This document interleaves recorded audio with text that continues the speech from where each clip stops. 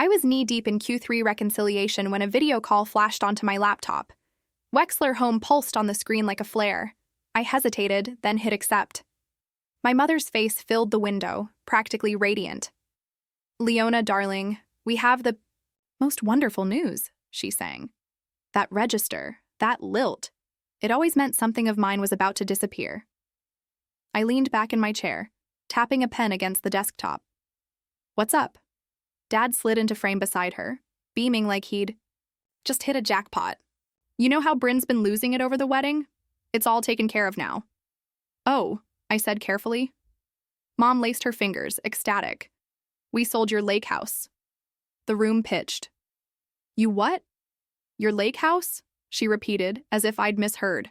"We got a fantastic offer, above asking, and it's ideal. We wired the venue deposit this morning." "Isn't that amazing?" I didn't move. I couldn't. That house wasn't a mere asset. It was quiet. It was sanctuary. It belonged to me. "You weren't even using it," Dad added. "It sat empty for years. I've been working, Dad, in Boston, not on vacation." "Exactly," Mom chirped. "So why let an entire place go idle? Bryn deserves a beautiful wedding, and this way she gets everything she imagined. It's your gift to her." Something inside my chest cinched and sealed. "That's wonderful," I managed. Mom clapped. "I knew you'd get it. You've always been so giving." "Bryn's going to be over the moon," Dad added. "She already is," Mom said. "She chose her dress yesterday. Wait until you see it. Hand-stitched silk, from Italy." They kept talking, smiling like we were planning a cruise instead of carving up my life. I watched their celebratory faces, utterly unaware. "Anyway," Mom said, adjusting the camera, "we just wanted to share the good news." "Love you, sweetheart." "Love you," I replied, practiced and calm, and ended the call. The silence afterward was louder than anything they'd said. I shut my laptop and reached for my phone. There was only one person I needed to call. I'd bought the lake house at 28, alone. No cosigner, no family congrats. Just me, a real estate attorney, and a banker who called me sir in emails. It sat on a quiet stretch of Lake Champlain, with a wide porch and a stubborn dock jutting like a jaw. I furnished it slowly, secondhand novels, a threadbare armchair, hand-woven blankets from a Vermont artisan who never remembered my name. It wasn't fancy, but it was mine, the one space untouched by guilt, expectation, performance. I didn't even tell my family for 6 months, and when I did, my mother barely looked up from her crossword. "Must be nice," she said. "That was the first month I started sending money home." It began small. $300 here, a card payment there, bins, tuition invoice, the water heater, Dad's car lease. By year 2, it was automatic, scheduled, laundered through shell accounts and online transfers. I never said a word. They never asked where it came from. That kept it easy for them. Eventually, I stopped tracking the amounts. I stopped visiting the house, too. It hurt less to picture it untouched than to return and find it occupied by somebody else's emergencies. But one thing I hadn't let go of, couldn't, was what I'd done 18 months after closing. I moved the deed into a holding company. I set up in grad school, Wexmont Holdings, dormant until I gave it a purpose. No one knew, not even Natalie. I didn't do it because I expected theft. I did it because I understood they might try. I reopened my laptop and mounted the encrypted drive. Everything was there: the original deed, transfer docs, tax filings, a quiet insurance policy hiding, in plain sight. Then I called Natalie. She answered on the second ring. "Leona." "Wow, been a while." "I need a favor," I said. "Something legal, something big." She didn't falter. "Go on. I think my parents just sold a house they didn't own." She went silent. "Come again?" I laid it out. Their morning call, their lottery winner grins, the announcement that they'd sold my lake house to pay for Bryn's wedding, how they said it like I should be proud. "And here's the thing," I added, pulling up the PDF. "They didn't sell my house. They sold property owned by Wexmont Holdings." "Your holding company," Natalie said, voice sharpening.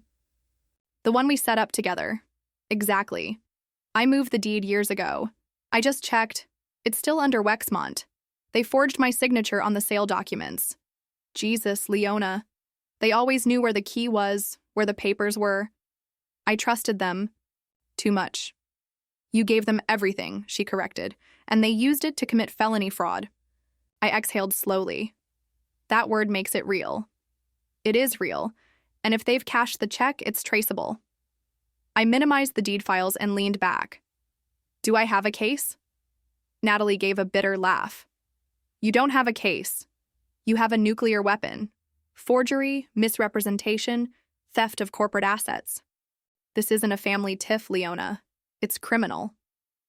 I stared at the frozen thumbnail from the call, my parents mid-smile. They thought they'd pulled it off. They figured I'd nod, send a gift, maybe offer to comp the band. I've been sending them money for years, I said quietly. Mortgage, cards, Bryn's loans. I didn't want applause. I just didn't want them to sink. Natalie's tone softened. And they pulled you under anyway. I should have cut them off. You tried. You bought yourself an island. They paddled right after you. I said nothing. I was already drafting the papers. My hand didn't shake. Not this time. Let me guess, Natalie said. You're not calling to vent. No, I'm calling to fight. The template lived in Natalie's files. We tweaked it, names, dates, parcel ID, then sent it through Wexmont's counsel for review. Within 48 hours, a foreclosure notice was prepped, notarized, and delivered to my parents' door by certified mail. No threats, no speeches, just facts. The sale was unauthorized. The buyer was defrauded. All proceeds frozen pending investigation. Wexmont Holdings was asserting its rights. I didn't yell, I didn't plead, I didn't even call. Instead, I reopened our old family group chat, muted for over a year, and sent one line. Check your mail. That was it. Then I closed the app, shut my laptop, and made tea. I waited in my apartment's stillness. The only sound was the spoon kissing porcelain. The quiet was sharp, but not empty. They wanted me compliant, hushed, the background figure paying the bills. So I gave them exactly what they asked for. A brand of quiet they wouldn't know how to survive. By morning, 3 messages blinked on my screen. From Mom. Honey, did something happen? The mailman dropped off something confusing. From Dad. We should talk, Leona. From Bryn. This is about your stupid house, isn't it? I didn't respond. I forwarded all 3 to Natalie. 2 minutes later, she replied, They're rattled. Good. I set my phone face down and stared at Boston's gray skyline. I hadn't won yet, but something fundamental had shifted. For once, I wasn't waiting to be forgiven. I wasn't scrubbing someone else's spill. This time, they'd learn what it felt like to stand in a storm they never imagined. The first email from Destiny landed at 6:42 a.m. Subject: urgent payment issues. Gilmore wedding. Polite at first, almost apologetic. Hi, Leona. Following up on several bounced payments for the upcoming event. The venue needs immediate confirmation, and the florist is requesting a new deposit. Can someone from your family call? Me, I didn't reply. By noon, 5 more. The tone frayed, desperation in the cadence. The band is demanding cash up front. The Grand Vista says they'll release your date if they don't hear back in 48 hours. Please advise ASAP. I screenshotted each one and sent them to Natalie. She answered with a single thumbs up. Meanwhile, Bin posted bridal selfies like nothing was off. Her Instagram was a countdown in soft pastels, lace robes, manicured hands, champagne flutes perched on pedicured toes. Final fitting before the big day. Can't wait to marry my prince, blessed and glowing. The comments were hearts and goals. None of her followers knew checks were bouncing or that the string quartet hadn't confirmed. The illusion held, but I saw the seams. That evening, I opened wine and read the latest from Destiny. Marked urgent. Response required. Hi, Leona. I've now received warnings from 7 vendors about pending cancellations. I've tried your parents, but no luck. I need to know what's happening. Please, my name is on some of these contracts. My reputation is at risk. Still, I said nothing. They built this fantasy on money that wasn't theirs, on a house that didn't belong to them, on the assumption I'd never speak. Silence isn't Surrender. I poured another glass and opened Natalie's file, the injunction paperwork staged for morning filing. This wasn't a warning anymore. It was the first crack. By 9:15 a.m., Natalie had filed. The clerk confirmed receipt. The assigned judge was known for efficiency, and within hours, a temporary restraining order was in place. The sale, frozen. Funds, flagged for fraud. Wexant Holdings, standing, official. My parents hadn't merely offloaded a house. They'd tried to launder stolen property through a closed circuit of entitlement and presumption. I didn't need an announcement. The avalanche moved by itself. By late afternoon, my phone hummed. The family chat, dormant for months, lit like a flare. Mom. Honey, there's an issue with the bank. Can you check? Dad. Leona, we're getting odd calls from the title company. Ben, what did you do? I didn't answer. Then the calls. 10 missed in under half an hour. I muted the thread and set the phone in the kitchen. Let them spiral. Let them guess. I opened my laptop to an email from the escrow officer, CCing. My attorney. All disbursements are on hold pending legal review. Minutes later, the buyer's agent wrote, "Please contact us to clarify the ownership structure. Our client is extremely concerned." I sipped coffee and refreshed Destiny's thread. A new subject line, help. I'm losing control of the wedding. She had no idea how much further it would slide. I didn't savor the collapse, not like Bryn would have had it been me. But there was a cold, clean satisfaction in letting cause meet effect. They'd acted without asking, without verifying, without imagining I might not fold. Now the money was locked, the timeline mangled, and every call ran into the same wall. My silence. I closed every tab but one. The live status of the restraining order. Active. Natalie texted, "They'll feel this by morning." I didn't reply. I watched. The call came after midnight. Unknown number, but I picked up. I wanted to hear how far they'd fallen. Leona? My mother's voice was barely recognizable. "Sweetheart, don't hang up." I stayed quiet. Dad spoke next, brittle, reaching for calm. "We just need to talk. There's been some confusion. Something. With the bank." "You mean the fraud investigation?" I said. "That confusion." The pause stretched. "Leona, we didn't know," Mom whispered. "We thought..." "You thought what?" My voice stayed even. "That the house sat there waiting for you to sell it? That you were entitled to something you never earned?" "We needed the money," she said. "Small. Bryn's wedding." "You've had money," I cut in. "I've sent $800 a month for 4 years. Paid your mortgage, covered cards, car payments, half of Bryn's tuition." Another silence. "I thought it was from a relative," Dad muttered. "It was," I said. "The one you raised? The one you taught to be useful, not loved." Mom started sobbing, loud and hiccuping. "We didn't know it was you. No, you didn't want to know. If you knew, you'd have to feel guilty about how easy taking became." "We were just trying to keep things afloat," Dad said. "You were doing so well, and that's why you thought I wouldn't notice when you stole from me." "Don't say that, Mom," cried. "We're family." "No," I said softly. "You didn't raise a daughter. You raised a safety net. No protests left. No scripts. I was your guardian angel," I said, "and you stole from her." I hung up. Not out of anger, but because there was nothing else. The phone lit again. I powered it down and sat in the dark, listening to my own breath.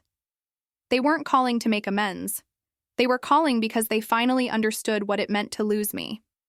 The headline hit local news 2 days before the hearing. Bride's family accused of real estate fraud to fund. I didn't leak it, and I didn't stop it. Destiny, the planner, spoke to the press. Tearful, furious, said she'd been misled, left with thousands in vendor losses and a damaged reputation. The comments were merciless. Sympathy wasn't with Bryn. In court, the prosecutor laid it out: forged signatures, an illegal sale, the financial trail back to Wexant Holdings. I took the stand first. I kept it plain. No tears, no revenge, just numbers, timelines, receipts. My parents sat at the defense table, rigid and ashen. Their attorney had little to add. There wasn't much to argue. Then Bryn took the stand. She lasted 3 minutes before unraveling. "She's jealous," she shouted, pointing at me. "She's always been jealous. She can't stand that it's my turn to be happy." "Miss Wexler," the judge warned. "She doesn't want a family. She wants to wreck everything." Security moved before the order. They escorted her out as she kicked the chair. The room went quiet again. The judge faced my parents. "Mr. and Mrs. Wexler, you didn't just break the law. You broke trust. You didn't ask. You didn't warn. You forged your daughter's name and treated her property like a family ATM." Mom's lip trembled. Dad stared at the floor. "When you forged her name," the judge said, "cold, you forfeited the right to call yourselves her family." The gavel fell. Charges were filed. Sentencing would follow. Outside, cameras waited. I said nothing. I walked past reporters, past bursts of light down the courthouse steps. I didn't feel victorious. I felt done. The lake house looked unchanged. Same chipped white shutters, the creak in the porch step, the wind chimes my mother once bought on a roadside and forgot the next day. But it didn't feel like mine. I moved through each room. The furniture sat as I'd left it, intact, undisturbed. But the air had shifted. It smelled like memory, not home. Every corner held a ghost of something that used to soothe me. Now it reminded me how easily comfort can be weaponized. I paused at the shelves, fingers grazing the spine of a novel I reread one long winter. I used to dream here, sketch futures, breathe freely. Then I thought about the call, the one where they said it was gone, like it had never mattered. I sat on the bed's edge and looked over the glass-still lake. It had been my refuge, proof I could build something without them. Now it was a box, filled with someone else's assumptions. I stood, slid the key ring from my pocket, and walked to the kitchen. No dramatic flourish, no slam. I set the keys on the counter, a quiet exit from a place that no longer needed me, and that I no longer needed. I closed the door and didn't look back. Back in Boston, I sat on my apartment floor and opened my contacts.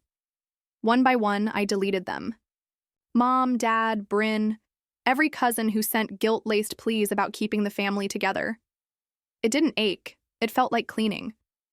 Then I opened a new account at a small credit union no one from my past could touch. No joint access, no auto transfers, just mine. When the call came, I nearly let it go to voicemail, but I answered. "This is Detective Rowe," the voice said. "Thought you'd want to know. Your case is leading to others. 3 more adult children have reported financial abuse since your hearing. They saw your story." I was quiet for a beat. Good. Sometimes it takes one person willing to burn the whole thing down. "I didn't burn it," I said. "They did. I just stopped shielding them from the smoke." He paused, then mm'd and hung up. I watched the screen a moment longer, then turned it off. That night, I packed a small bag. I told no one where I was heading. No one needed to know. The only destination that mattered was somewhere they couldn't trail me. At sunrise, I boarded a northbound train. I had no address, only an idea. Trees smeared by the window, and for the first time in years, I wasn't calculating anyone else's needs. I wasn't checking balances to cushion someone else's mistake. The phone in my lap never buzzed. No one knew where I was. No one expected anything. And for the first time in my life, the silence didn't feel like exile. It felt like freedom.